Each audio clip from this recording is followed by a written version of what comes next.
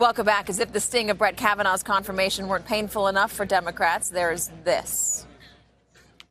I could just see it just from traveling around the country in the last few days, traveling around Wisconsin. The Republican base is definitely animated after this. I think it really has energized conservatives across the state of Texas. I think a lot of Texans, a lot of Americans watched what happened the last few weeks and were disgusted by the behavior of Senate Democrats. This is going to the streets at the ballot box. I've never campaigned against a colleague in my life. That's about to change. I want to thank the other side for the tactics that have allowed us to kind of energize and get involved our own voters. Those are Republicans celebrating not only their Kavanaugh victory, but also the notion that the grueling fight over his confirmation helped their chances in November. And recent poll numbers back that up. Democrats' enthusiasm gap, a measure of how many registered voters say they're interested in the midterms, has been cut from 16 points in July to just 4 in the latest NBC News Wall Street Journal poll. For more, I'm joined by Mark Lotter, former special assistant to President Trump and currently a member of the Trump 2020 Advisory Board. Mark, good to see you. Good to see you, Katie. Do you think that the Republicans are being a little bit too confident, too cocky about the Kavanaugh confirmation and the effect it's going to have on the midterms?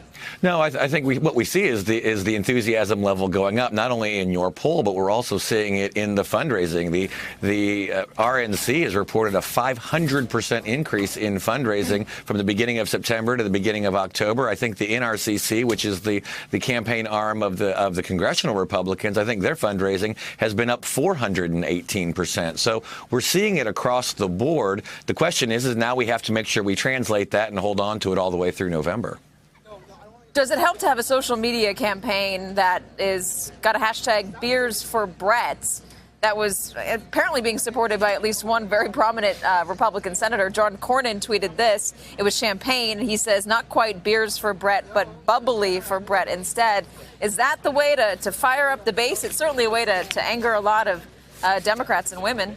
I'm not sure that it's funny, but I'm not sure that's going to translate to any votes. No, I think what we've got to do is we've got to remind people what they have gone through and what's at stake. I mean, as you've mentioned, and you were asking your earlier guests, is impeachment on the table if House Democrats take over come January of next year?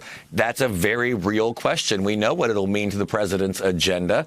It looks like right now we're going to gain seats in the Senate. So that right now in control of the House is what's at stake, and how do we move forward from there? Do you think that running on this idea that Democrats intend to impeach Judge Kavanaugh is the way to keep the enthusiasm about this nomination in play for the next 29 days? And I ask that because Kavanaugh was confirmed with 31 days to go until the election. The Access Hollywood tape, which was all but forgotten by election time, came out 32 days before the 2016 election. I'm not necessarily sure that will keep going for 31 days, but I do think there are aspects of what we saw play out that can carry forward. I mean, we've seen not only an increase in enthusiasm and donations, but we've also starting to see some unity coming back together, even from some never-Trumpers and folks who are more in the middle, maybe moderate, who have come back to the Republican Party because of what they saw going on and how Democrats treated Justice Kavanaugh, but also just in terms of the general, I would say, the antics and the circus that was created during this entire process. Is it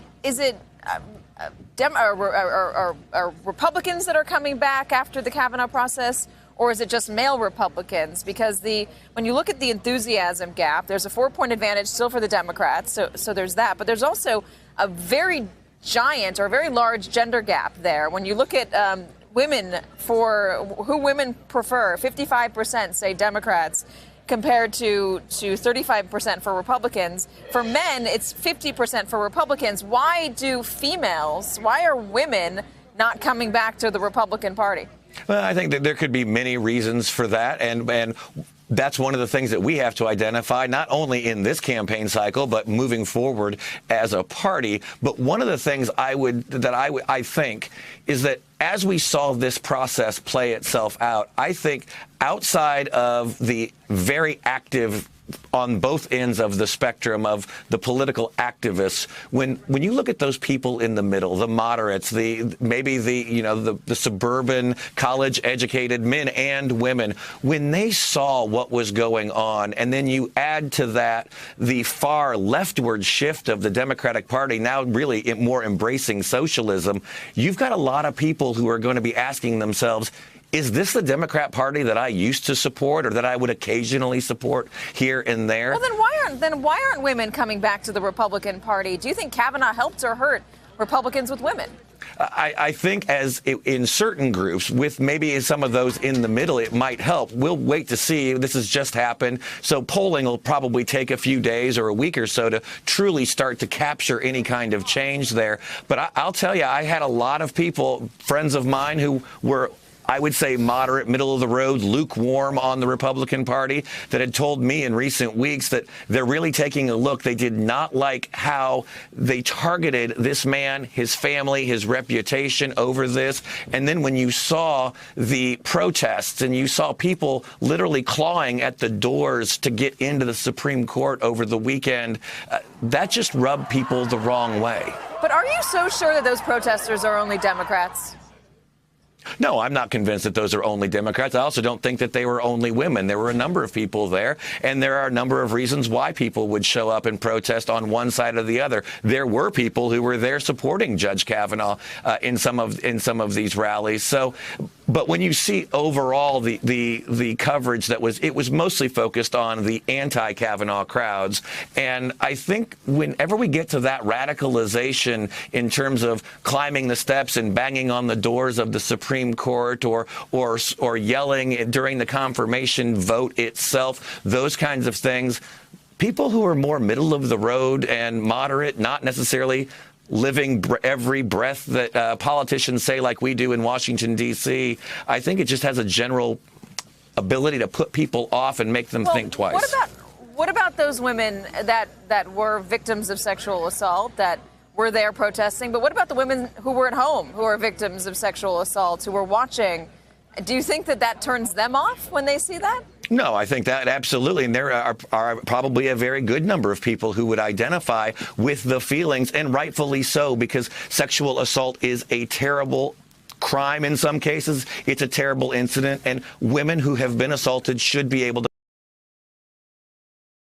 Political standpoint, though, when you look at the visuals of how that takes place, I think there is a chance that could impact some people who are not necessarily as motivated as those who are coming out pro and con on the extremes and coming out and protesting.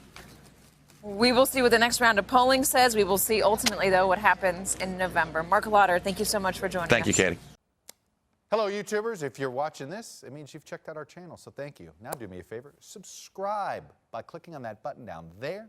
Click on any of the videos to watch the latest interviews and highlights from MTP Daily and MSNBC. You can get more Meet the Press content every morning in the First Read newsletter. If you're tired of content that you don't know anything about where it came from, you don't have to have that problem with us.